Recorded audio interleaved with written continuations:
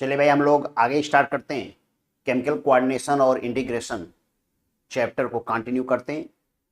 और इसके पहले हमने आपको पढ़ा रखा है इस केमिकल कोऑर्डिनेशन इंटीग्रेशन में इंट्रोडक्शन, हाइपोथैलेमस, हाइपोथैलेमस बाद पिट्यूटरी, पिट्यूटरी के बाद हम लोग बात कर चुके हैं पीनियल, पीनियल के बाद बात कर चुके हैं थाइमस, और थाइमस के बाद बच्चे हम लोग एक इंपॉर्टेंट ग्लैंड की बात करने चल रहे हैं जिसका नेम है एड्रिनल ग्लैंड्स। तो बात करते हैं हमारा एड्रिनल ग्लैंड्स कहाँ होता है, कितने होते हैं, और इनका एग्जैक्ट लोकेशन के संग function with their hormones.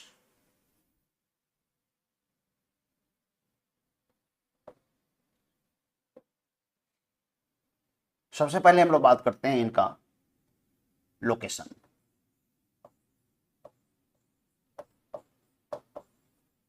Location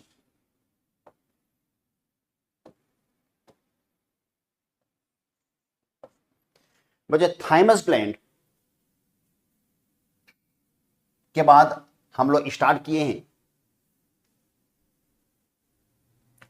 adrenal gland का लोकेशन। तो जरा हम लोग बात करें एड्रिनल ग्लैंड का लोकेशन है कहां। बच्चे मान लो ये है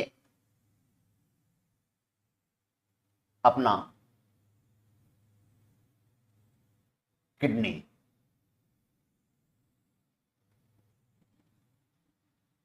एक किडनी है और किडनी के अपर पोल पर, किडनी के अपर पोल पर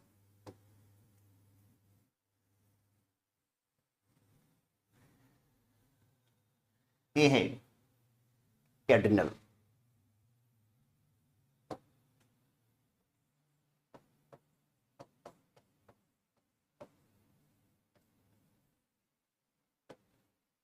एड्रिनल ग्लैंड्स एक किडनी है,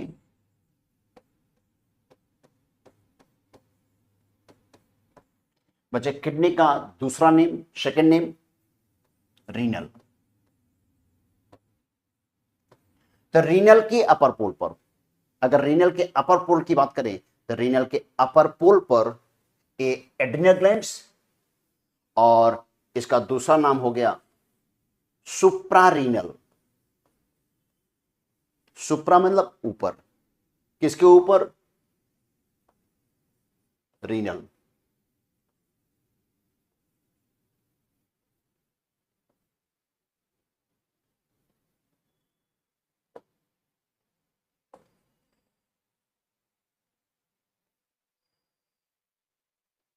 एड्रिनल ग्लैंड्स किडनी के अपर पोल पर है और किडनी का दूसरा नेम क्या है, रीनल। हम लोग इसको बोलते हैं सुप्रा रीनल ग्लैंड्स। तो first point, adrenal glands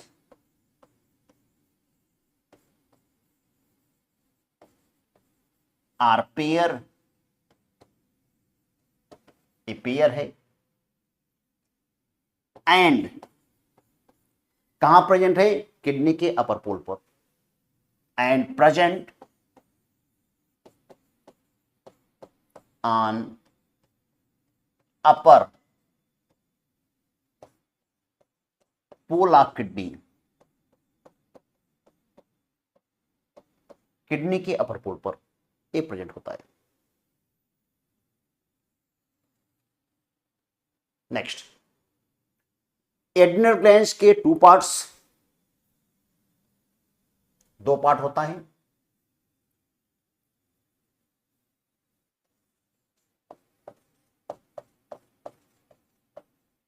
adrenal glands divide into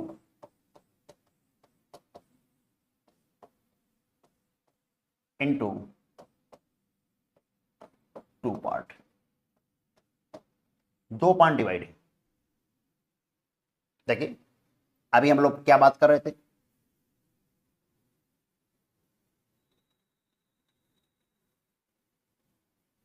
ये अपना किडनी है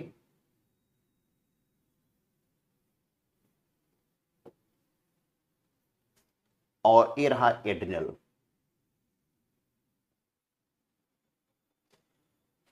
इसके टू पार्ट्स,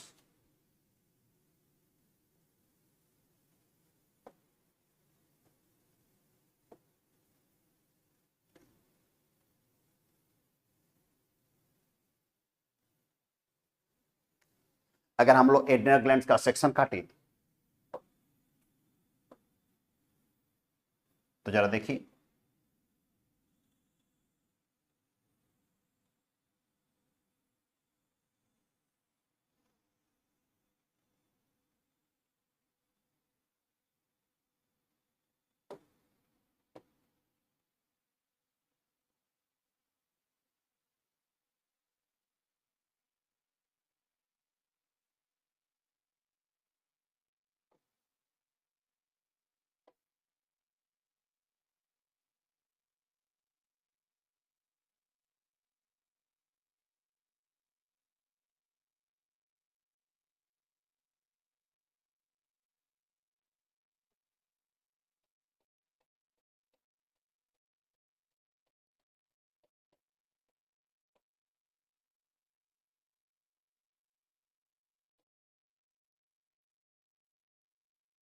ये एड्रिनल ग्लैंड्स का आउटर पार्ट जिसे बोलते हैं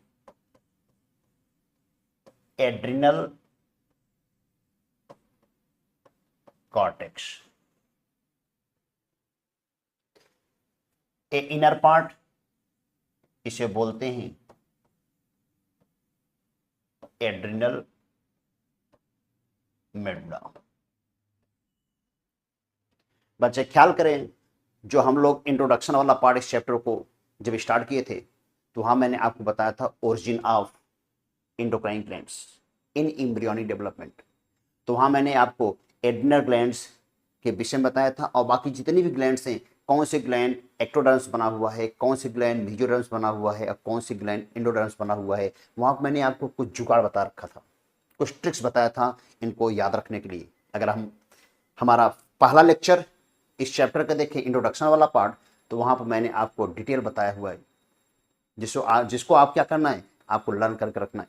हर जगह हर चैप्टर में उसका यूज आपको मिलता रहेगा। जरा यहां देखिए, मैंने आपको बताया है कि जो हमारा एड्रिनल ग्लैंड्स होता है उसके दो पार्ट होता है, उसमें एक होता है एक्टोडर्म का बना हुआ और दूसरा होता है मेसोडर्म बना हुआ। तो मैंने आपको वहां लर्न कराया था कि एम से मेसोडर्म और एम से मेडुला। तो मेसोडर्म मेडुला या मेडुला मेसोडर्म नहीं होता, मेडुला मेसोडर्म नहीं होता। तो एम से मेडुला, एम से मेसोडर्म नहीं होता, मैंने वहां आपको बता रखा है।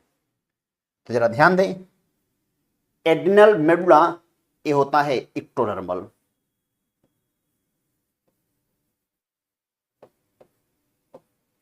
और एड्रिनल कॉर्टेक्स ये होता है मेसोडर्मल।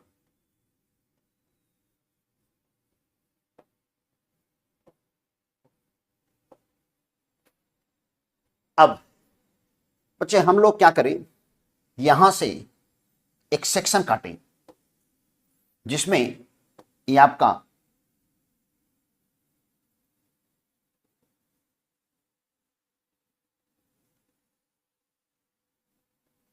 एड्रिनल कॉर्टेक्स का भी पार्ट हो और एड्रिनल मेडुला का भी पार्ट हो, दोनों का एक पीस यहां से कट किया जाए और उसको निकाल करके ड्रा करें और देखा जाए कि उसमें क्या क्या होता है। तो यहां से हम लोग इतने पार्ट को क्या करें, काट लें।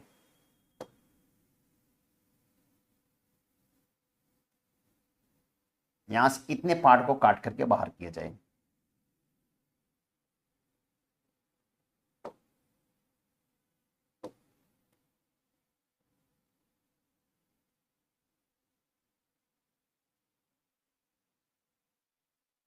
इतना पार्ट काट करके हम लोग क्या करना है, इसका निकालते हैं, जिसमें एक्टोडर्म और मेसोडर्म दोनों का पार्ट हो, और इसमें देखें क्या क्या प्रेजेंट होता है।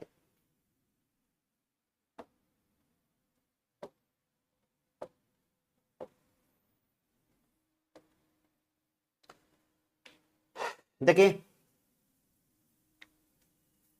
यहां पर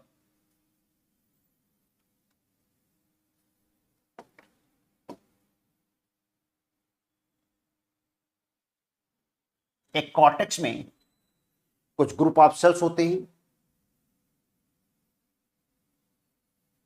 एक ग्रुप ऑफ सेल्स होते हैं,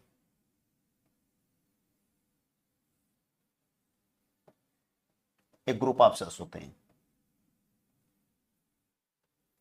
और जो बच्चों ग्रुप ऑफ सेल्स हैं, इससे जस्ट अटैच होता है एक और ग्रुप ऑफ सेल्स जो इलोंगेटेड होता है,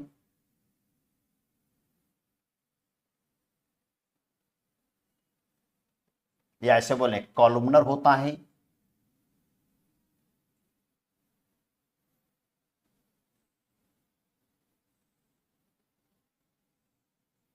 ऐसे कॉलुमनर होते हैं,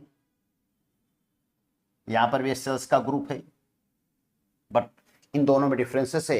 एक सर्कल में कॉलम में है, ये वाला कॉलम में है, ये सर्कल में, मतलब वर्ल्ड में एक कॉलम में।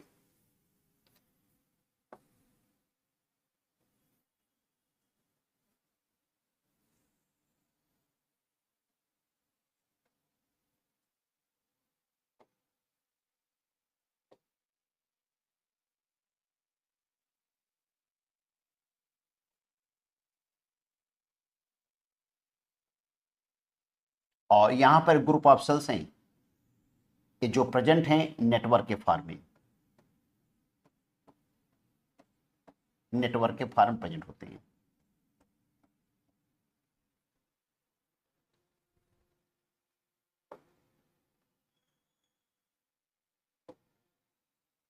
और इसके इनसाइड यहां पर भी एक ग्रुप ऑफ सेल्स है।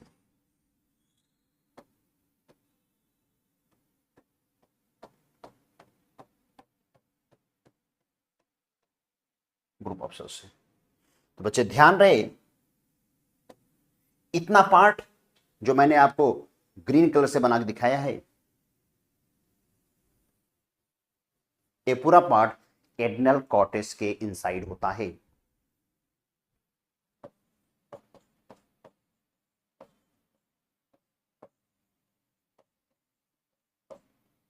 और रिमेनिंग पार्ट ये होता है एड्रिनल मेडुला के अंदर।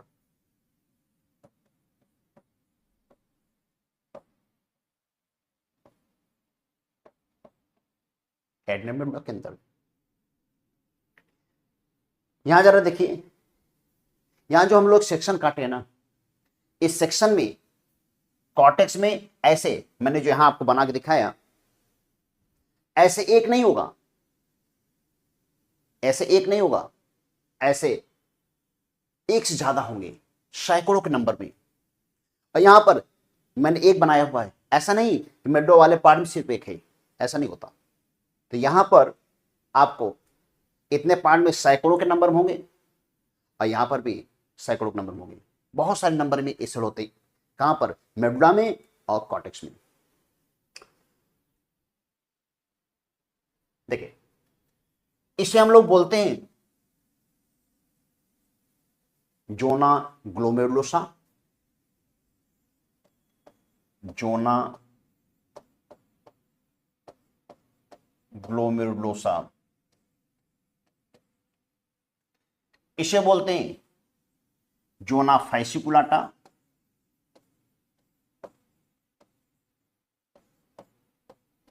जोना फैसिकुलाटा, और इसे बोलते हैं जोना रेटिकुलरिस।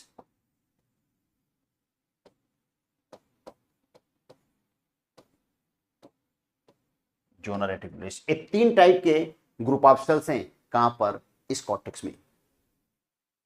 और मेडुला में ग्रुप ऑफ सेल जो होता है, इसे बोलते हैं क्रोमाफिन सेल,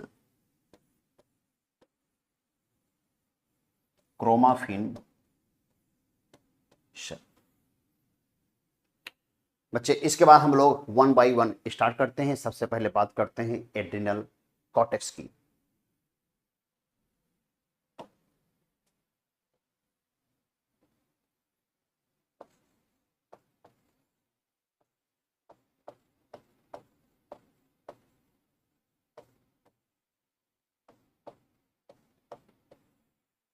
एड्रिनल कॉर्टेक्स की, इस एड्रिनल कॉर्टेक्स में 3 टाइप ऑफ सेल हैं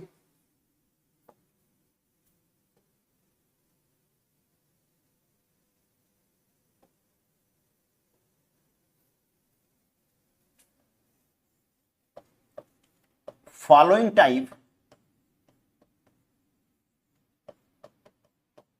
type of group of cells are present.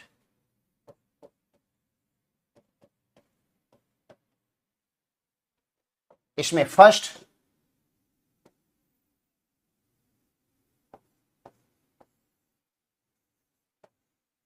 Zona glomerulosa,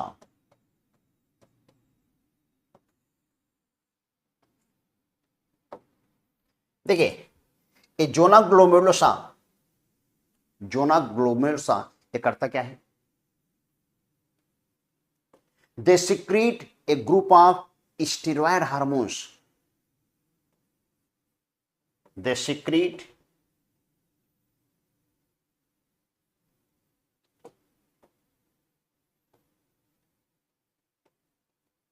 they secretes a group of steroid hormones, group of steroid hormones. बच्चे ध्यान रहे, आपके दिमाग में ये आ सकता है कि what is the steroids, steroids है क्या? अगर बच्चे हम लोग स्टेरॉइड्स को पढ़ना चाहें तो हम लोग इसको पढ़ते हैं बायोमॉलिक्यूल्स में, जब हम आपको पढ़ाएंगे फैक्ट में, या ऐसे बोले टाइप्स ऑफ लिपिड। तो लिपिड जो होता है 3 टाइप होता है, एक सिंपल लिपिड होता है, एक होता है कंपाउंड लिपिड होता है, एक होता है डेराइव लिपिड। तो जितने भी स्टेरॉयड हार्मोन्स हैं सब के सब डेराइव लिपिड होते हैं, ये सब के सब डेराइव लिपिड होते हैं। किसका डेरिवेशन? कोलेस्ट्रॉल का।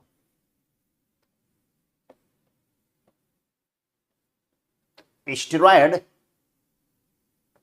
आर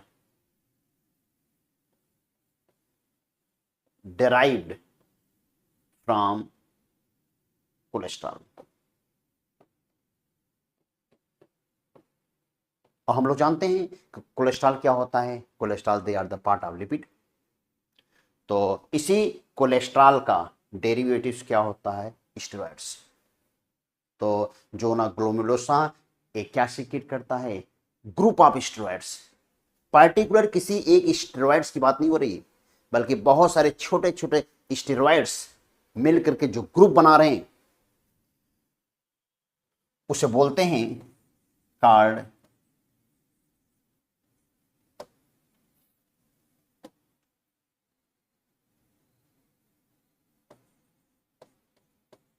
मिनरेलो कार्टिकॉइड।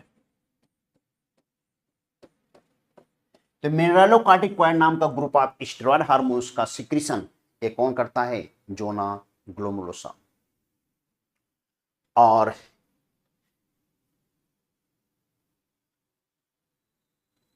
इसका जो मेन हार्मोन्स है, their main hormones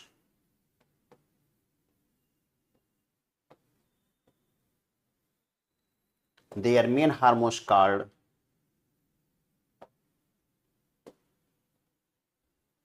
their main hormones called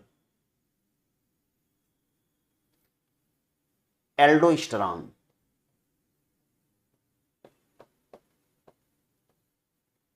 इसका जो मेन हार्मोन्स है उसका नाम क्या है? एल्डोस्टेरॉन। अब बच्चे हम लोग बात करते हैं कि एल्डोस्टेरॉन का फंक्शन क्या होता है। नोट करिए जरा।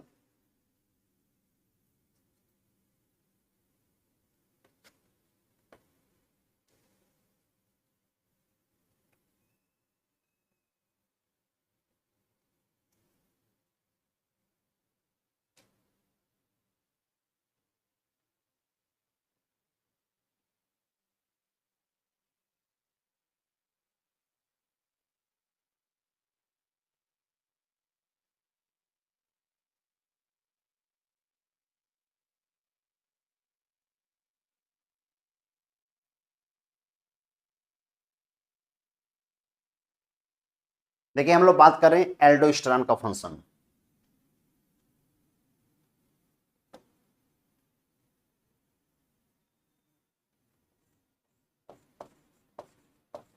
फंक्शन ऑफ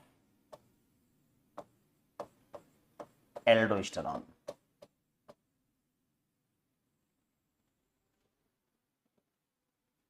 एल्डोस्टेरॉन का क्या फंक्शन है, जरा हम लोग इसकी बात करें। तो एल्डोस्टेरॉन बच्चे कहां वर्क करता है?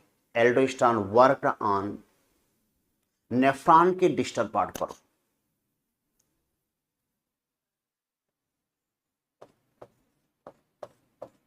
एल्डोस्टेरॉन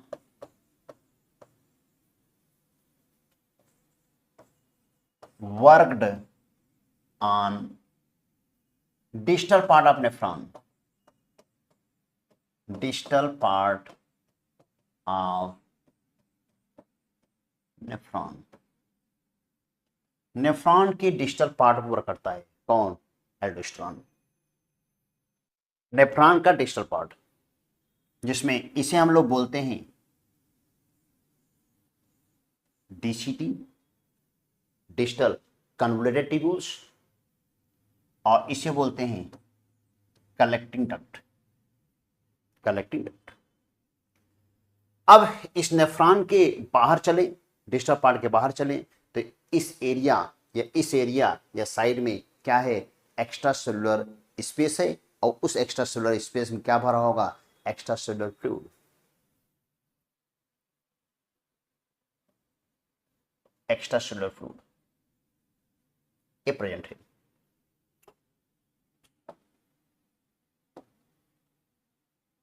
बच्चे मान लो ये है ब्लड वेसल्स, ये ब्लड वेसल्स है, ये ब्लड वेसल्स है, ठीक है। अगर इस डिस्टल पार्ट ऑफ नेफ्रॉन में चाहे आप बात करें डीसीटी का और चाहे बात करें कलेक्टिंग डक्ट का, अगर इस देखिए एल्डोस्टेरॉन का एक्शन डीसीटी पर भी होता है, कलेक्टिंग डक्ट पर भी होता है। कंफ्यूज ना करिएगा, अपने को कंफ्यूज ना करिएगा। आपको सिर्फ बुक्स में क्या मिलता है आपके लेवल पर कि डीसीटी पर ही एल्डोस्टेरॉन का एक्शन होता है, नहीं, डीसीटी पर तो होता ही होता है, लेकिन बच्चे कलेक्टिंग डक्ट पर भी होता है, क्योंकि डीसीटी और कलेक्टिंग डक्ट दोनों जगह कंडीशनल रीएब्जॉर्प्शन होता है। और आपके एनसीईआरटी में सिर्फ और सिर्फ डीसीटी की बात बताया है कि डीसीटी में क्या है?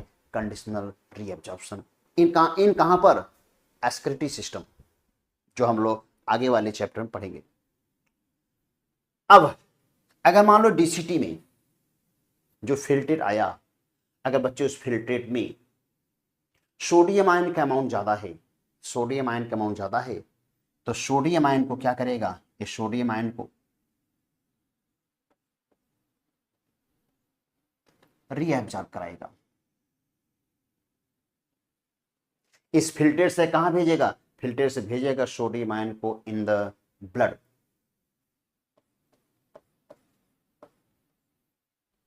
लेकिन अगर इस फिल्ट्रेट में सोडियम आयन बैलेंस में, तो कभी भी सोडियम आयन का रीएब्जॉर्प्शन नहीं होगा। अब जनरली क्या होता है कि इस एक्स्ट्रा सेलुलर फ्लूइड का जो ऑस्मोटिक प्रेशर है और जो यहां का ऑस्मोटिक प्रेशर है, ब्लड वेसल्स का ऑस्मोटिक प्रेशर है, जनरली क्या रहता है? बराबर रहता है। लेकिन अगर इस फिल्ट्रेट में सोडियम आयन का अमाउंट ज्यादा है, तो एल्डोस्टेरॉन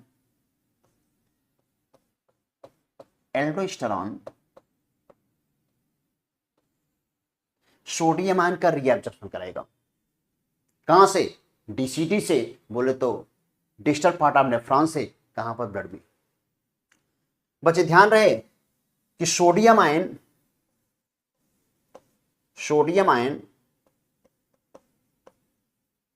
एक्ट एज सल्यूट, ये सल्यूट की तरह काम करता है। Sodium ion acts as a solute. आप फिजिकल केमिस्ट्री में पढ़े होंगे कि solute solute directly proportional to osmotic pressure. तो यहां पर अगर सोडियम आयन इंटर करने लगा कहां पर, ब्लड वेसल्स में, तो ब्लड वेसल्स में क्या हो गया, सोडियम आयन का अमाउंट बढ़ा। अगर सोडियम आयन का अमाउंट बढ़ा ब्लड वेसल्स में इनसाइड द ब्लड, तो ऑस्मोटिक प्रेशर क्या होगा, अगर सोडियम आयन सॉल्यूट की तरह काम कर रहा है, अगर सॉल्यूट का अमाउंट ब्लड में बढ़ रहा है सोडियम आयन के जाने से, तो ऑस्मोटिक प्रेशर क्या होगा, बढ़ेगा। ब्लड की ऑस्मोटिक प्रेशर क्या होगी, इंक्रीज करने लगेगी। अब ब्लड की ऑस्मोटिक प्रेशर इंक्रीज करने लगा तो कंपैरेटिवली जो एक्स्ट्रा सेलुलर फ्लूइड है यहां पर ऑस्मोटिक प्रेशर क्या हो जाएगा, ब्लड से ऑस्मोटिक प्रेशर कम हो जाएगा। अब इसके बाद क्या होगा, जो एक्स्ट्रा सेलुलर फ्लूइड में, ध्यान रहे, जो एक्स्ट्रा सेलुलर फ्लूइड में, जो एक्स्ट्रा सेलुलर फ्लूइड में क्या है, वाटर है। एक्स्ट्रा सेलुलर फ्लूइड जो वाटर है, इस वाटर का रीएब्जॉर्प्शन होने लगेगा। वाटर लो ऑस्मोटिक प्रेशर से कहां जाएगा, वाटर लो ऑस्मोटिक प्रेशर से कहां जाने लगेगा, हाई ऑस्मोटिक प्रेशर की तरफ। तो इस तरह से क्या हुआ, सोडियम आयन की एंट्री होने से, सोडियम आयन का रीएब्जॉर्प्शन होने से वाटर का भी रीएब्जॉर्प्शन बढ़ जाएगा। कहां से, एक्स्ट्रा सेलुलर फ्लूइड से इनसाइड द ब्लड।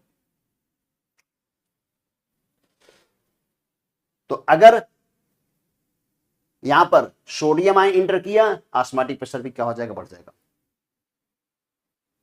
कहां पर, ब्लड में। तो एक्स्ट्रा सेलुलर फ्लूइड से, एक्स्ट्रा सेलुलर फ्लूइड से लो ऑस्मोटिक प्रेशर जहां पर है वाटर का, वहां से हाई ऑस्मोटिक प्रेशर की तरफ क्या होगा, वाटर का मूवमेंट होगा। तो अमाउंट ऑफ ब्लड में वाटर बढ़ेगा। अगर वाटर बढ़ेगा तो ब्लड का अमाउंट बढ़ेगा। अगर ब्लड का अमाउंट बढ़ा तो जरा देखिए,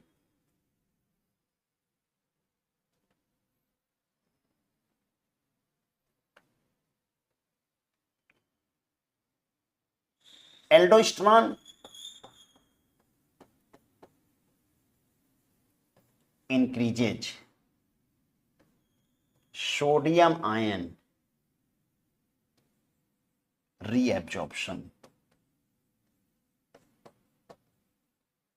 from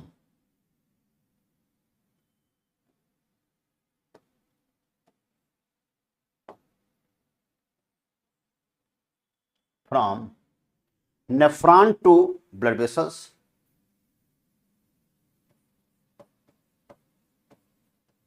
nephron to blood vessels। इससे क्या होगा, osmotic pressure inside blood vessels increases. तो उससे क्या होगा, वाटर का रीएब्जॉर्प्शन ही बढ़ेगा। कहां से, extra cellular fluid into the blood. Reabsorption of water increases in blood. कहां से, फ्रॉम एक्स्ट्रा सेलुलर फ्लूइड। अब इससे क्या हो जाएगा, अमाउंट ऑफ ब्लड बढ़ जाएगा। ब्लड वॉल्यूम क्या होगा, बढ़ेगा। Blood volume increases. अगर बच्चे ब्लड वॉल्यूम बढ़ा तो ब्लड वेसल्स के इनर वॉल पर प्रेशर लगाएगा, बीपी भी क्या हो जाएगी, बढ़ जाएगी।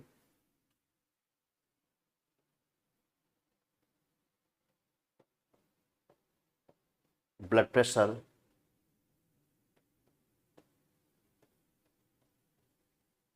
इंक्रीजेज।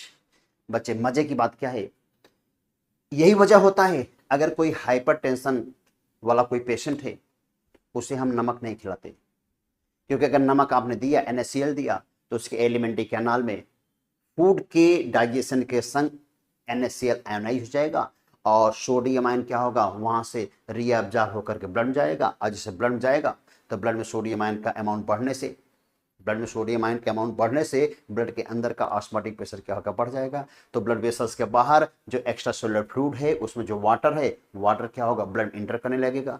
जो पहले से ब्लड प्रेशर बढ़ा हुआ था वो ब्लड प्रेशर क्या हो जाएगा, और इंक्रीज कर जाएगा। बात समझ में आई?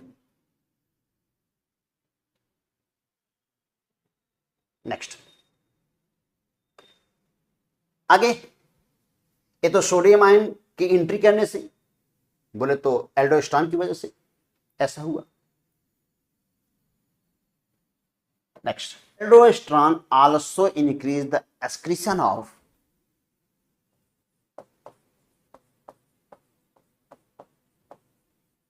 aldosterone also increases the excretion of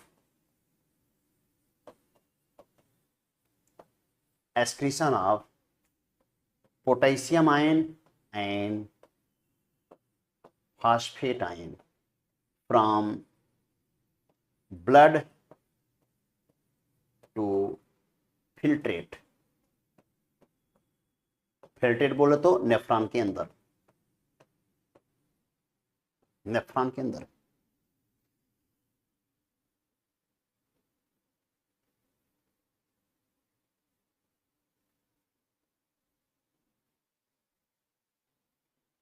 बच्चे यहां पर कंप्लीट होता है adrenal cortex first zona glomerulosa. अब बात करते हैं जोना फैसिकुलाटा। सेकंड है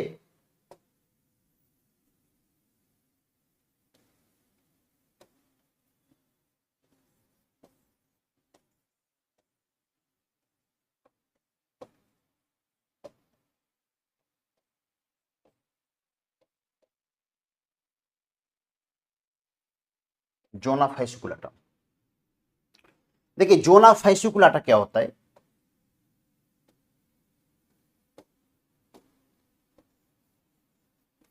they also secrete a group of steroid hormones। They also secrete a group of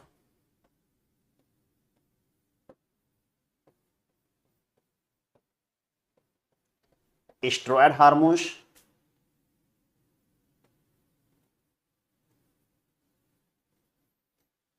called,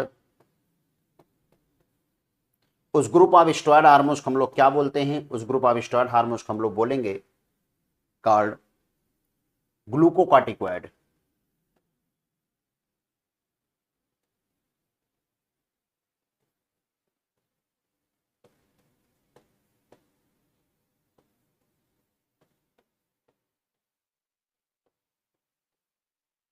glucocorticoid ये क्या सीक्रेट करता है, ग्रुप ऑफ स्टेरॉयड हार्मोन्स जिसका नाम क्या है, ग्लूकोकॉर्टिकॉइड। तो जरा देखिए ग्लूकोकॉर्टिकॉइड क्या है, एक ग्रुप ऑफ स्टेरॉयड हार्मोन्स है, एक ग्रुप ऑफ स्टेरॉयड हार्मोन्स है। इसका मतलब है कि ग्लूकोकॉर्टिकॉइड छोटे छोटे स्टेरॉयड हार्मोन से मिलकर बना हुआ है, और इसमें जो सबसे मेन हार्मोन्स होता है उसका नाम है कॉर्टिसोल।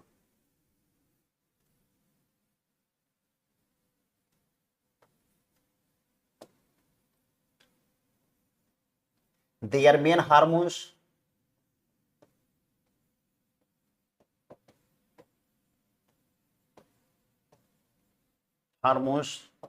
called cortisol।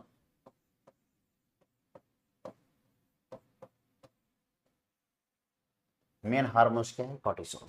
जैसे वहां पर मेन हार्मोन्स था एल्डोस्टेरॉन, वैसे यहां पर मेन हार्मोन्स है कॉर्टिसोल।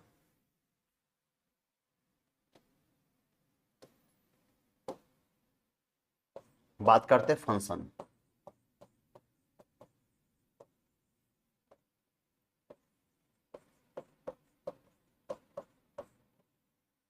कॉर्टिसोल का function,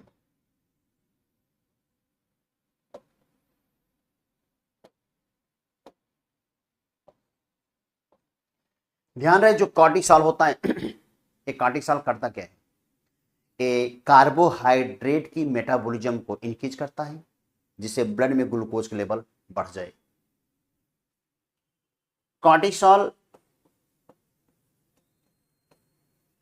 increases carbohydrate metabolism, carbohydrate metabolism. एक कार्बोहाइड्रेट की मेटाबॉलिज्म को क्या कर देगा, इंक्रीज कर देगा, जिसकी वजह से ब्लड में ग्लूकोज का लेवल क्या हो जाएगा, बढ़ जाएगा।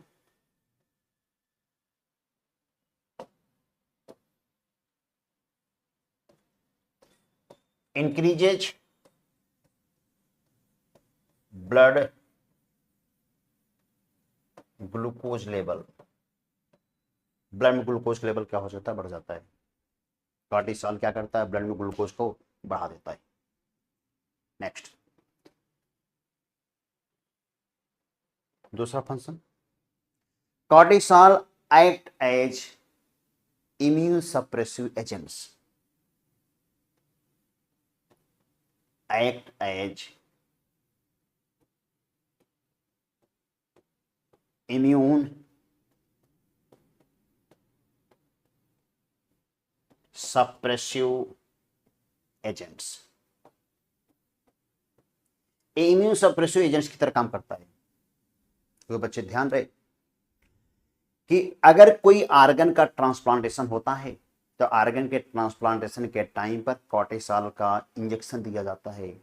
तो आप सोचिए कि कॉर्टिसोल का इंजेक्शन आर्गन ट्रांसप्लांट के टाइम पर क्यों दिया गया। आर्गन के ट्रांसप्लांट के टाइम बच्चे जब कॉर्टिसोल का इंजेक्शन देते हैं तो कॉर्टिसोल क्या करता है, डब्ल्यूबीसी को सप्रेस करता है। और डब्ल्यूबीसी मेनली किसको, मेनली बी लिम्फोसाइट्स को। और बी लिम्फोसाइट क्या प्रोड्यूस करता है, एंटीबॉडीज।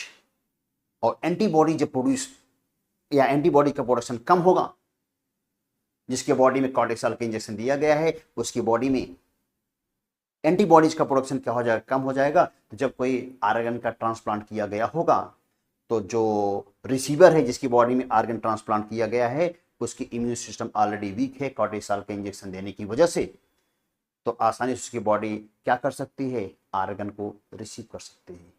इसीलिए इसको यूज करते हैं इम्यून सप्रेसिव एजेंट्स के फॉर्म में। Next,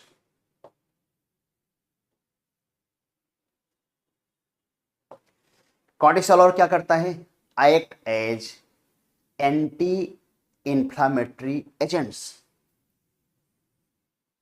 also act as anti-inflammatory agents।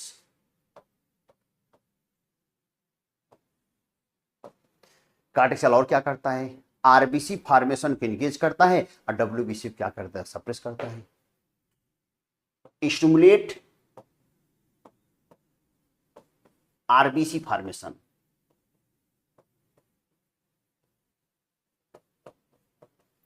And suppress to WBC. ये आरबीसी फॉर्मेशन को स्टिमुलेट करेगा लेकिन डब्ल्यूबीसी के प्रोडक्शन को या डब्ल्यूबीसी की एक्टिविटी क्या कर देता है, सप्रेस कर देता है। कॉर्टिसोल का एक बड़ा अच्छा एग्जांपल है कि कॉर्टिसोल किसी को कोप अप कर सकता है, कहां से, टेंशन से। और इसीलिए इसको हम लोग क्या बोल सकते हैं, टेंशन हार्मोन्स, बोले stress hormones. Cortisol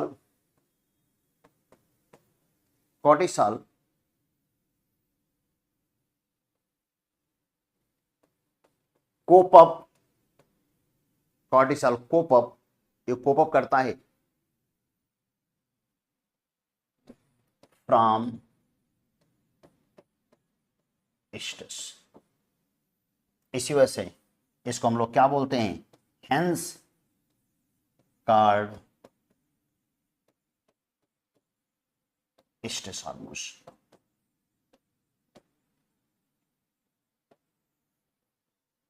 hence called stress hormones. बच्चे एक बात आपके दिमाग में आएगी कि यार इसको स्ट्रेस हार्मोन्स क्यों बोलते हैं, क्या रीजन है कि किसी का टेंशन किसी का स्ट्रेस कम कर देता है। बच्चे देखो, जैसे मान लो आप अपने पापा की बात करो, आपके पापा की एज 45, 50, 55 के रेंज में होगी, तो ऐसे टाइम पर उनको बहुत सारी चीज़ों को लेकर के टेंशन होगा। ठीक है, वो बहुत सारी चीज़ें हो सकता है। ठीक है, उसके लिए पापा स्ट्रेस में होंगे, और जब स्ट्रेस में होंगे तो ऐसे टाइम पर जो सेल है उनकी बॉडी का, उनके सेल के इनसाइड ग्लूकोज के लेवल क्या हो जाएगा, घट जाएगा। ग्लूकोज लेवल घटा, ब्लड में ग्लूकोज लेवल घट जाएगा, तो ब्लड में ग्लूकोज लेवल घटेगा तो उनके सेल के अंदर ग्लूकोज लेवल घटा। अगर सेल के अंदर ग्लूकोज लेवल घटा तो सेल के साइटोप्लाज्म में ग्लूकोज का ब्रेकडाउन कम हो जाएगा, जिसकी वजह से एटीपी का प्रोडक्शन घट जाता है। अगर एटीपी का प्रोडक्शन घटा तो ऐसे कंडीशन में जो सेल की एक्टिविटी है स्लो हो जाएगी। अगर सेल की एक्टिविटी स्लो हो जाएगी तो सेल का वर्किंग पावर कम होगा, और इसकी वजह से धीरे धीरे क्या होगा, उनका टेंशन बढ़ता चला जाएगा। अगर ऐसे कंडीशन में आप क्या करें कि ग्लूकान डी या कार्टिसोल, कार्टिसोल तो आपको मिलेगा नहीं, ऐसे घर में ग्लूकान डी होगा, उसको आप लीजिए और उनको पिला दीजिए। तो रीजन क्या होगा, ग्लूकोज आसानी से उनके एलिमेंट्री क्या नाम जाते ही एब्जॉर्ब होगा, और उनके ब्लड में ग्लूकोज का लेवल क्या हो जाएगा, इंक्रीज होगा, जिसकी वजह से उनके सेल के अंदर ग्लूकोज का लेवल बढ़ेगा। और जो ग्लूकोज का लेवल बढ़ेगा तो ऐसे कंडीशन में सेल के अंदर एटीपी का प्रोडक्शन बढ़ेगा, और एटीपी के प्रोडक्शन बढ़ने से उनकी सेल एक्टिव होगी, और जो उनका स्ट्रेस है वो धीरे धीरे क्या हो जाएगा, सबसाइड हो जाएगा। इसी वजह से कॉर्टिसोल का हम इंजेक्शन देते हैं। अगर कॉर्टिसोल का इंजेक्शन दिया गया तो ऐसे कंडीशन में उनके ब्लड में ग्लूकोज लेवल बढ़ेगा। अगर ब्लड में ग्लूकोज लेवल बढ़ा तो उनके सेल में ग्लूकोज लेवल इंक्रीज करेगा, तो सेल के अंदर ग्लूकोज का ब्रेकडाउन एटीपी का प्रोडक्शन इंक्रीज करेगा, और एटीपी बढ़ते ही सेल क्या होगा, एक्टिव, उनका टेंशन क्या हो जाएगा, धीरे धीरे कम हो जाएगा। इसीलिए बच्चे हम लोग इस हार्मोन्स को क्या बोलते हैं, स्ट्रेस हार्मोन्स। तो यहां पर मैंने आपको एड्रिनल कॉर्टेक्स की दूसरी सेल की बात कर चुके। अब तीसरी बात करते हैं, जोना रेटिकुलरिस।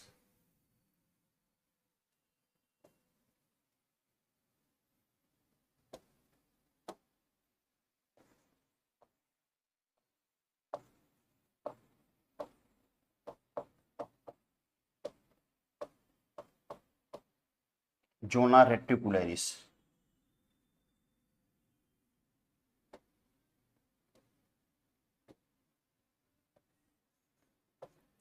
देखिए, जो जोना रेटिकुलरिस से ये भी सिक्रेट करता है group of steroid hormones. They secrete a group of steroid hormones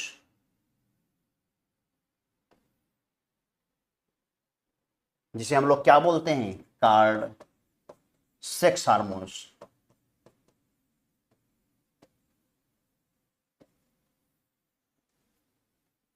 बच्चे, सेक्स हार्मोन्स की अगर हम लोग बात करें तो सेक्स हार्मोन्स हम लोग पढ़ते हैं डिटेल कहां पर, ह्यूमन रिप्रोडक्शन में। तो इसको हम लोग वहां डिटेल देखे हुए हैं कि सेक्स हार्मोन्स, मेल का सेक्स हार्मोन्स कौन सा है, फीमेल का सेक्स हार्मोन्स कौन सा है, और मेल में सेक्स हार्मोन्स का रोल क्या है, फीमेल में सेक्स हार्मोन्स का रोल क्या है, हम लोग ऑलरेडी देख चुके हैं कहां पर, ह्यूमन रिप्रोडक्शन में। ठीक है, तो वहां से हम कंसीडर करेंगे। यहां पर जितना आपके इस बुक्स में लिखा गया है हम लोग सिर्फ उतने की बात कर लेते हैं। अब देखिए, मेल सेक्स हार्मोन्स मेल में,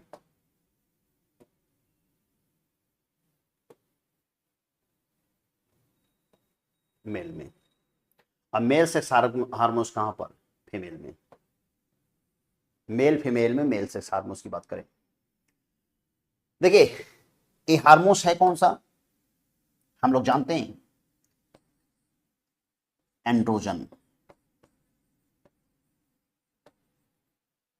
androgen, androgen they are the group of, ध्यान रखिएगा, androgen they are the group of steroid hormones.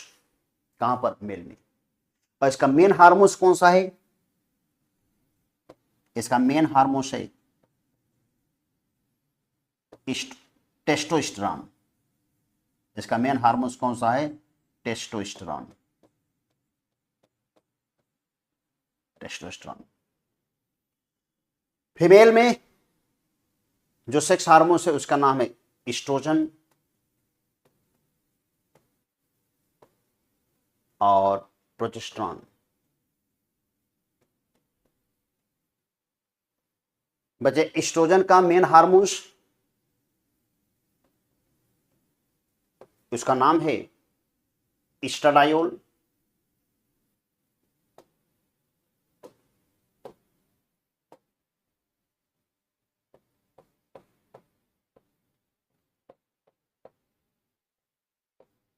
और इसका मेन हार्मोन्स ये है प्रोजेस्टिन। प्रोजेस्टिन क्या है? प्रोजेस्टिन है। अब हम लोग इनके फंक्शन की बात करें।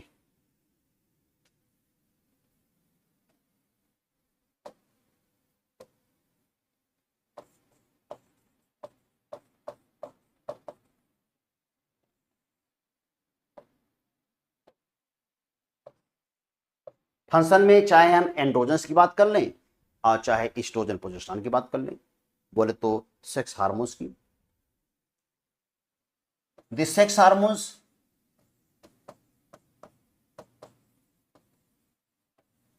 the sex hormones androgen, progesterone,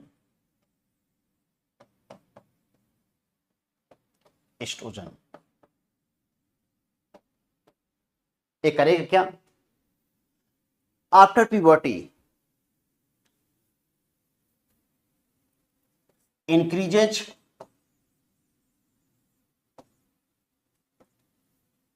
facial hair,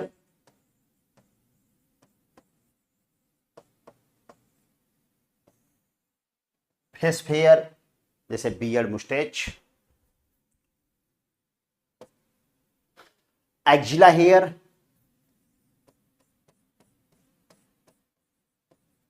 axillary hair, बोले तो आर्मपिट की हेयर। तीसरा pubis hair,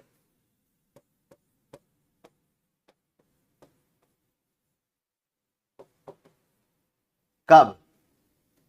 after puberty. Puberty के टाइम पर या प्यूबर्टी के बाद ये क्या करेगा? फेशियल हेयर, आर्मपिट की हेयर जिसे एक्जिलरी हेयर और प्यूबिस हेयर, इनकी ग्रोथ को क्या कर देगा? बढ़ा देगा।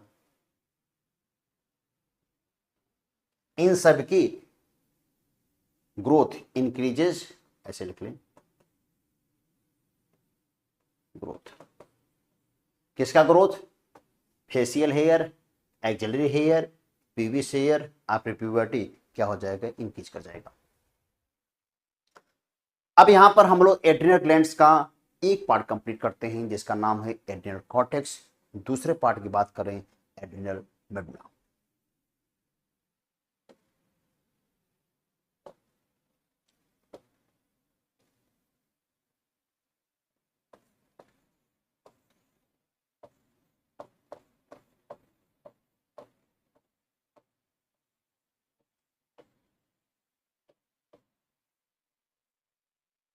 एड्रिनल मेडुला ख्याल करिए, मैंने आपको बताया था इसमें क्या है? Chromaffin cell. देखिए जरा यहां पर, ये है क्रोमाफिन सेल्स। ये क्रोमाफिन सेल सिक्रीट करता है एक कैटिकोलामीन हार्मोन्स। कौन? ये क्रोमाफिन सेल्स कहां होता है? मेडुला में। एक मजे की बात ध्यान रखिएगा, ये जो एड्रिनल कॉर्टेक्स है ना बच्चे, ध्यान रहे, जो एड्रिनल कॉर्टेक्स है ये सब के सब क्या सिक्रीट किया है? Steroid hormones. ये सब के सब स्टेरॉइड हार्मोन को सिक्रीट किया हुआ है।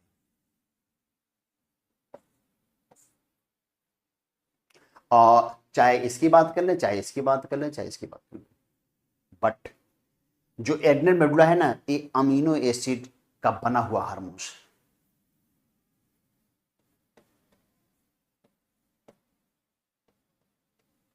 अमीनो एसिड हार्मोन्स को सिक्रीट करता है। अमीनो एसिड के बने हुए हार्मोन को सिक्रीट करता है कौन? Adrenal medulla. में प्रेजेंट क्रोमाफिन सेल जिसका नाम है कैटिकोलामिन हार्मोन्स। जरा देखिए, there chromaffin cells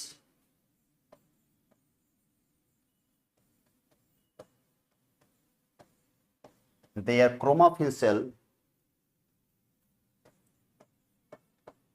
secretes their chromaffin cell secretes the catecholamine hormones।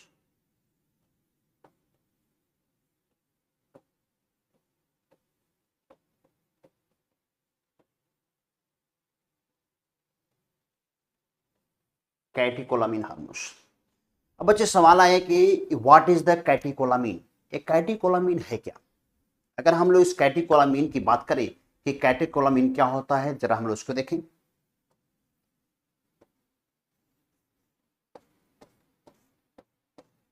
It is a types of neutral chemical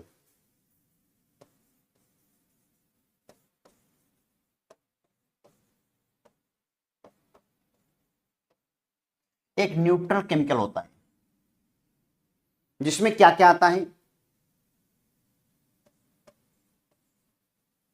in which dopamine,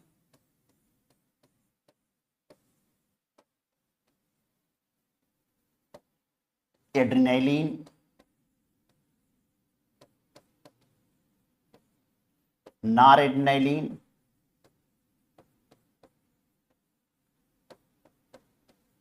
ये सब आते हैं। ये सब के सब क्या है, कैटिकोलामिन हार्मोन्स। जरा देखें,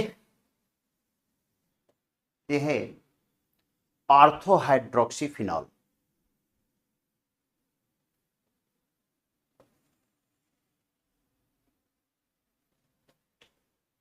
ये रिएक्ट करता है टायरोसिन से।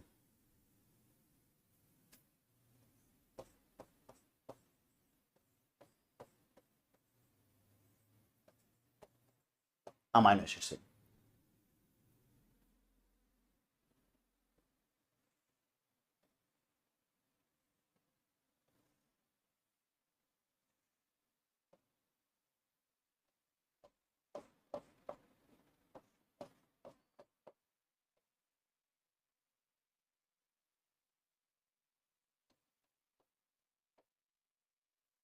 टायरोसिन अमाइनो एसिड से। इसे हम लोग बोलते हैं कैटिकोल, इसे बोलते हैं डोपामीन, डोपामीन। अब इसका होता है हाइड्रोक्सिलेशन, इसका होगा हाइड्रोक्सिलेशन किसका, डोपामीन का।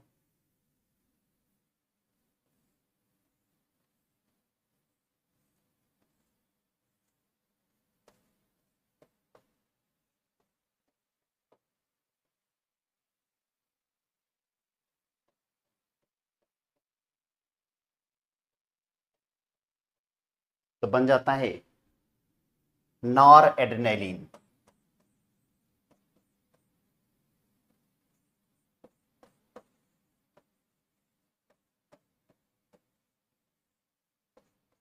नॉरएड्रेनालिन, नॉरएड्रेनालिन का होगा मेथाइलेशन,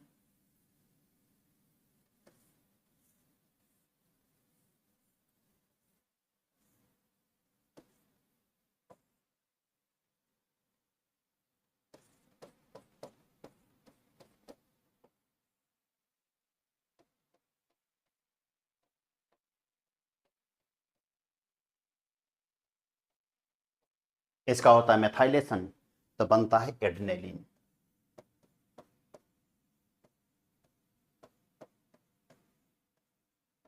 एड्रेनालिन। तो यहां देखिए, डोपामीन, नॉरएड्रेनालिन और एड्रेनालिन, ये सब के सब क्या हैं, कैटिकोलामिन हार्मोन्स हैं। और बच्चे कैटिकोलामिन हार्मोन्स क्या होता है, they are the neutral chemical होता है जो फिनॉल का डेरिवेटिव से, या कैटिकोल का, अगर आप कैटिकोल बोलते हैं तब क्या बोलेंगे, ऑर्थो हाइड्रोक्सीफिनॉल का डेरिवेटिव से। बस हुए। अब हम लोग बात करते हैं इन दोनों हार्मोन्स, जिसको हम लोग क्या बोलते हैं, इमरजेंसी हार्मोन्स। इस इमरजेंसी हार्मोन्स का फंक्शन क्या है, देखिए।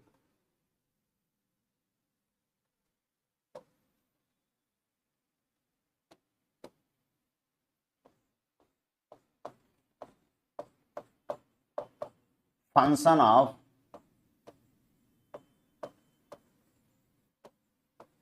Emergency hormones.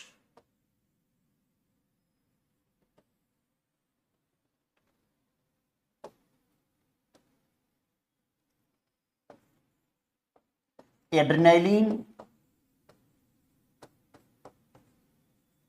and noradrenaline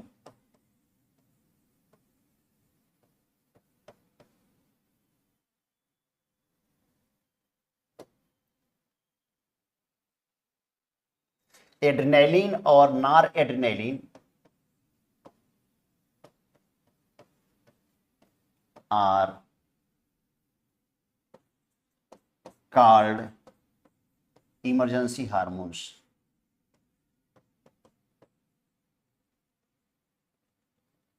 hormones, या इसको हम लोग क्या बोलते हैं, इसको बच्चे हम लोग बोलते हैं 3F हार्मोन्स।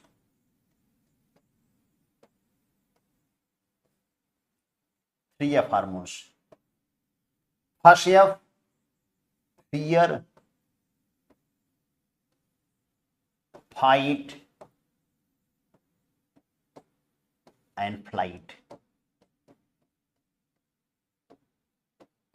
इसको क्या बोलते हैं, लड़ो उड़ो डरो हार्मोन्स। एक कहां से किट हुआ, एड्रिनल मेडुला से, और इसी वजह से एड्रिनल मेडुला क्या बोला जाता है, 3F glands.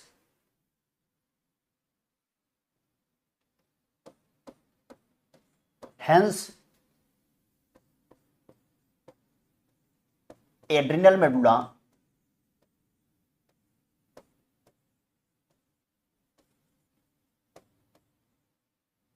called 3F glands। इसको हम लोग क्या बोलते हैं, 3F ग्लैंड बोलते हैं। हम लोग बात कर रहे हैं फंक्शन, तो फर्स्ट फंक्शन, पहला फंक्शन बच्चे, इसके फंक्शन को आप ऐसे समझिए, जैसे क्लासरूम है, पूरा क्लासरूम क्या है, भरा हो बच्चों से, और बिल्कुल पिन ड्रॉप साइलेंट क्लास चल रही हो, और अचानक से कोई एक स्टूडेंट्स जोर से चिल्लाता है कि क्लासरूम क्या आ गया, स्नेक आ गया।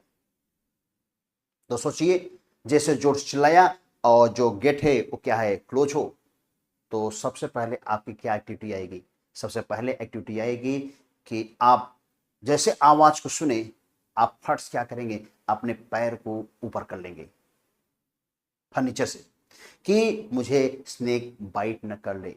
आप क्या शो कर रहे हो, अलर्टनेस।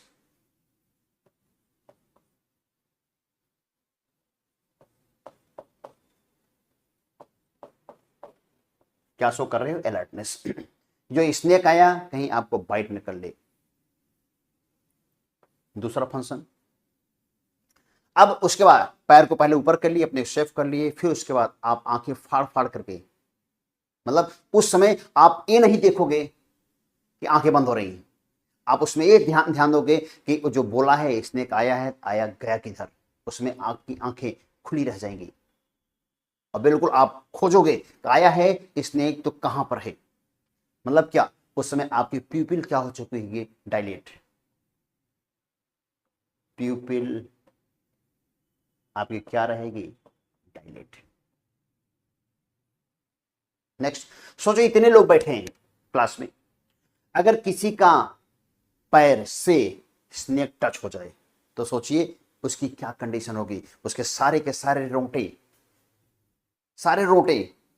खड़े हो जाएंगे। हम लोग क्या बोलेंगे, पाइलो इरेक्शन।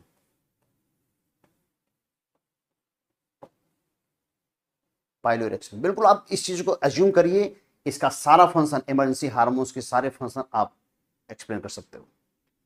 रोटे खड़े हो गए मतलब पाइलोरेक्शन, और इवन स्वेटिंग हो जाएगी। Fourth, sweating.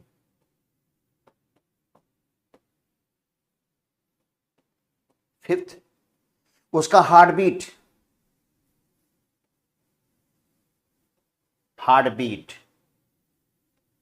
सोचिए जिसके पैर से स्नेक टच हो गया हो, heart beat, pulse, breathing rate,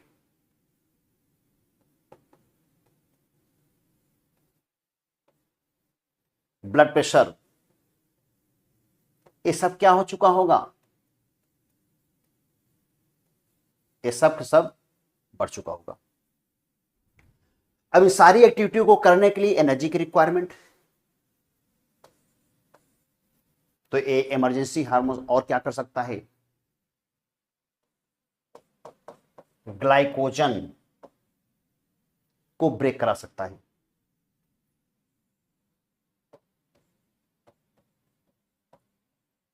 glucose में, तो ब्लड में ग्लूकोज का लेवल बढ़ गया, अगर ब्लड में ग्लूकोज का लेवल बढ़ा तो सेल के अंदर एनर्जी का प्रोडक्शन हो जाएगा, और उस एनर्जी से ये सारी एक्टिविटी क्या होगी, मैनेज। ग्लाइकोजन को ब्रेक करा रहा है तो हम लोग क्या बोलेंगे, ग्लाइकोजेनोलाइसिस। अपना इमरजेंसी हार्मोन, देखिए अगर किसी को ब्रेक करना है तो उसके नाम में क्या जोड़ दें, लाइसिस, इसका मतलब ब्रेक डाउन। और किसको ब्रेक कर रहे हैं, ग्लाइकोजन को, तो ग्लाइकोजन के नाम क्या जोड़ देंगे, लाइसिस, क्या हो जाएगा, ग्लाइकोजेनोलाइसिस। इसमें क्या बढ़ेगा, ग्लूकोज।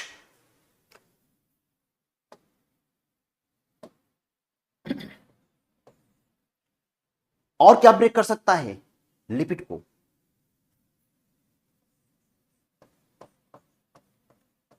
लिपिड को ब्रेक कर सकता है। मान लो इमरजेंसी हार्मोन्स का सिक्वेंस ज्यादा हो गया, ये लिपिड को भी तोड़ देगा।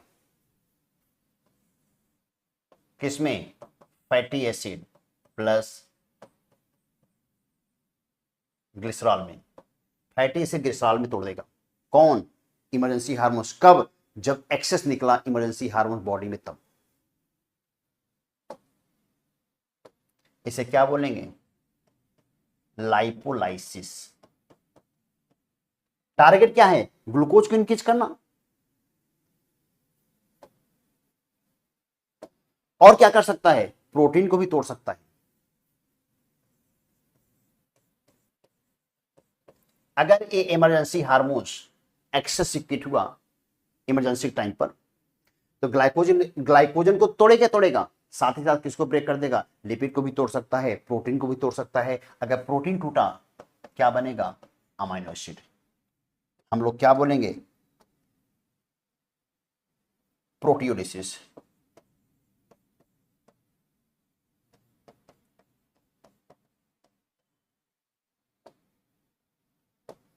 टारगेट क्या है, ग्लूकोज को इंक्रीज करना। तो अब देखिए, fatty acid, glycerol, amino acid,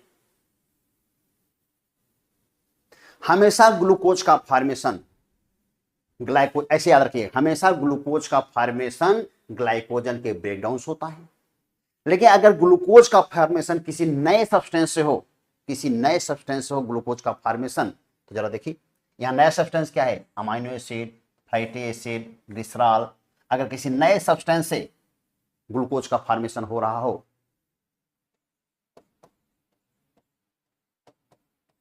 तो प्रोसेस बोलेंगे ग्लूको, मतलब ग्लूकोज। नए सब्सटेंस बन रहा है, क्या बोलेंगे, नियो मतलब न्यू। जेनेसिस। तो ध्यान रहे, इमरजेंसी हार्मोन्स क्या क्या करा सकता है। अगर इमरजेंसी हार्मोन्स का सिक्रीशन हुआ, अलर्टनेस काज करा देगा, प्यूपिल डायलेट करा देगा। अगर स्नेक पैर से टच हो गया तो पाइलो इरेक्शन भी कर सकता है, क्योंकि जब स्नेक आया आपकी बॉडी में इमरजेंसी हुई, और इमरजेंसी के टाइम पे इमरजेंसी हार्मोन्स निकलेगा, ये सारे फंक्शन कराएगा। अगर स्नेक पैर से टच हुआ, पाइलोइरेक्शन, रोटे खड़ा होना, स्वेटिंग करा देगा, पसीने छूटने लगेंगे, हार्ट बीट भी बढ़ा देगा, पल्स भी इंक्रीज कर देगा, ब्रीदिंग रेट भी बढ़ा देगा, ब्लड प्रेशर भी बढ़ा देगा। और इन सबको मैनेज करने के लिए ग्लूकोज की रिक्वायरमेंट, तो ग्लाइकोजन को तोड़कर ग्लूकोज बनाएगा। अगर इमरजेंसी हार्मोन का सीक्रेशन एक्सेस हुआ, ज्यादा हुआ, तो लिपिड को तोड़ करके फैटी एसिड ग्लिसरॉल, प्रोटीन को तोड़ करके अमाइनो एसिड में बनाएगा। और fatty acid, glycerol, amino acid, they are the new substance, क्योंकि हमेशा ग्लूकोज का फॉर्मेशन मैंने अभी आपको बताया ग्लाइकोजन से होता है। बट अगर किसी नए सब्सटेंस ग्लूकोज का फॉर्मेशन हो तो इसे हम लोग क्या बोलेंगे, gluconeogenesis. That's are the adrenal medulla. अब बच्चे, एड्रिनल ग्लैंड के हार्मोन्स के डिसबैलेंस से डिजीज डिसऑर्डर होती है, तो जरा हम लोग उसकी बात कर लें।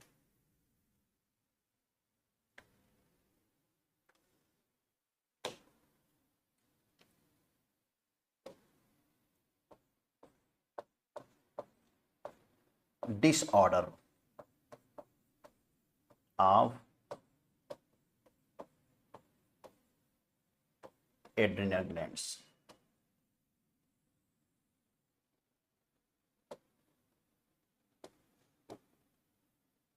देखिए, हम लोग बात करें, एक हार्मोन्स है जिसका नाम है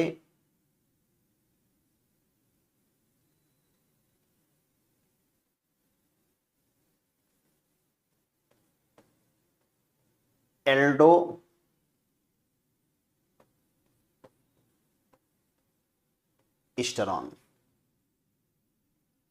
दूसरा नाम है कॉर्टिसोल, नेक्स्ट है एंड्रोजन, और नेक्स्ट है एस्ट्रोजन।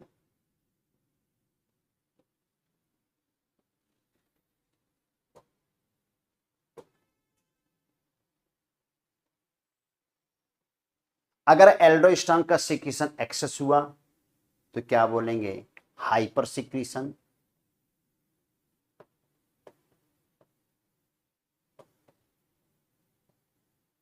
अगर एल्डोस्टेरोन का सीक्रेशन कम हुआ तब क्या बोलेंगे, हाइपोसीक्रेशन।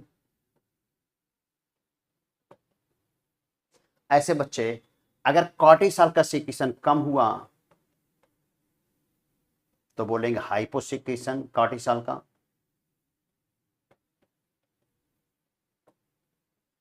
अगर कॉर्टिसोल का सीक्रेशन एक्सेस हुआ तब क्या बोलेंगे, हाइपर। एक बात ध्यान रखिए, यहां दोनों हार्मोन्स के सीक्रेशन को मैं क्या किया, ऐसे लिखा, अगर दोनों हार्मोन्स का सीक्रेशन कम हो रहा है दोनों पे एक साथ रखें, हाइपर और हाइपर दोनों को सेपरेट करके हाइपो वाला दोनों एक साथ रखें। इस तरह से अगर आप याद रखेंगे तो आपको डिसऑर्डर याद रखने में थोड़ा से आसानी होगी। देखिए, अगर एल्डोस्टेरोन कॉर्टिसोल दोनों हार्मोन्स के लेवल इंबैलेंस हुआ, दोनों हार्मोन्स के लेवल इंबैलेंस हुआ, तो ऐसे कंडीशन में जो डिजीज होती है उसे बोलते हैं एडिशन डिजीज।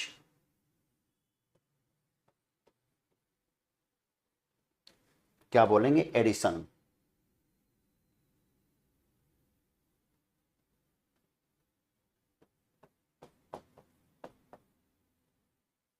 Addition disease. लेकिन बच्चे यहां ध्यान रहे, इस एडिशन डिजीज में मेन कौन सा है, कॉर्टिसोल। और एडिशन बेसिकली इन दोनों हार्मोन्स की डिफिशियंसी होता है, और इसमें सबसे ज्यादा रोल प्ले कौन करेगा, कॉर्टिसोल की डिफिशियंसी।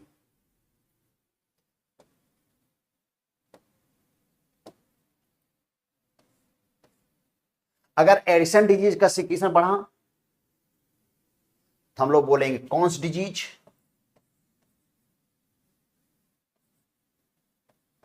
कौन सी डिजीज, बेसिकली डिजीज नहीं होता, सिंड्रोम एक टाइप होता है। चलो सिंड्रोम लिख लो, अब गलत करोगे फिर।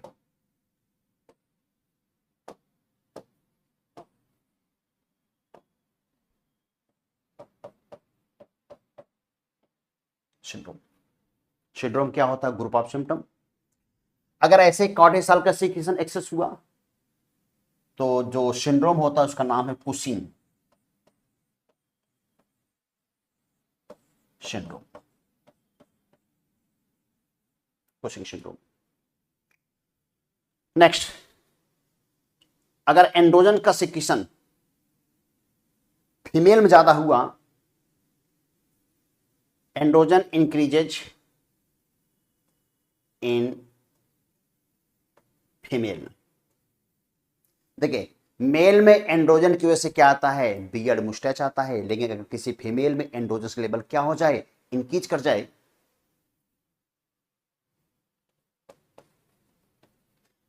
Androgen increase in female, then beard and moustache appear. Female में क्या आ जाएगा? बियर्ड और मुस्टैच आ जाएगा। और इस डिजीज को हम लोग क्या बोलते हैं? इस डिजीज को बोलते हैं विरिलिज्म।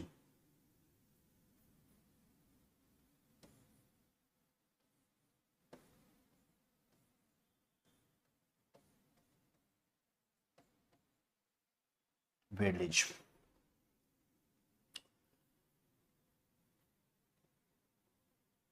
और अगर उस फीमेल को शेविंग कराने की रिक्वायरमेंट पड़ी,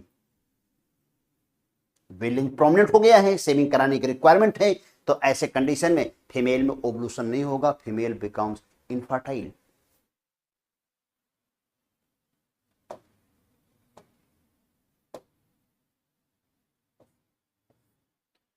अब देखिए एस्ट्रोजन, एस्ट्रोजन हार्मोन्स की वजह से फीमेल में क्या होता है? ब्रेस्ट का डेवलपमेंट होता है। अगर किसी मेल में एस्ट्रोजन का लेवल बढ़ जाए तो ऐसे कंडीशन में मेल में फीमेल लाइक ब्रेस्ट अपीयर होता है। इसको हम लोग क्या बोलते हैं? गायनेकोमास्टिया। इंक्रीजेज इन मेल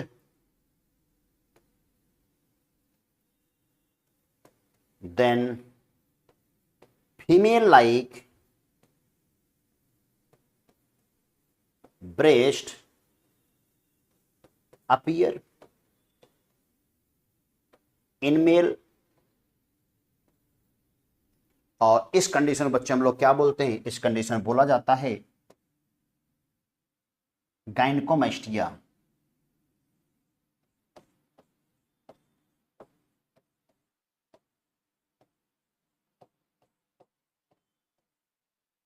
देखिए मास्टिया का मतलब ही होता है ब्रेस्ट, और गायनको, गायनको मतलब फीमेल लाइक। तो बच्चे इस तरह से हम लोग कंप्लीट कर लिए एड्रिनल ग्लैंड्स। तो आज की क्लास में हम लोग एड्रिनल ग्लैंड्स को अच्छे से डिटेल हम लोग यहां को इसको कंप्लीट किए। ध्यान रखिएगा, एड्रिनल ग्लैंड्स आपने पढ़ा, इसको अच्छे से कंप्लीट करिए। कोई भी ऐसा क्वेश्चंस नीट का हो नहीं सकता जो आपके नोट्स में हो। अगर इसको आप एक ज्यादा बार रिवाइज करते हैं कंसेप्ट को, देखिए बच्चे ध्यान रहे कि मैं यहां आपका कंसेप्ट क्लियर कर रहा, कंसेप्ट डेवलप करना आपका काम। और कंसेप्ट डेवलप कैसे होता है? एक से ज्यादा बार रिवीजन करने से। अगर आपने ईमानदारी से लेक्चर को देख करके, नोट्स को प्रिपेयर करके और उसका रिवीजन करके तैयार कर लिए तो क्वेश्चन बच्चे चाहे आपके स्कूल लेवल का हो और चाहे नीट पेपर हो, क्वेश्चन नोट्स के बाहर हो नहीं सकता, इस बात की गारंटी है। ओके ठीक है, मिलते हैं इसके बाद हम लोग नेक्स्ट लेक्चर में।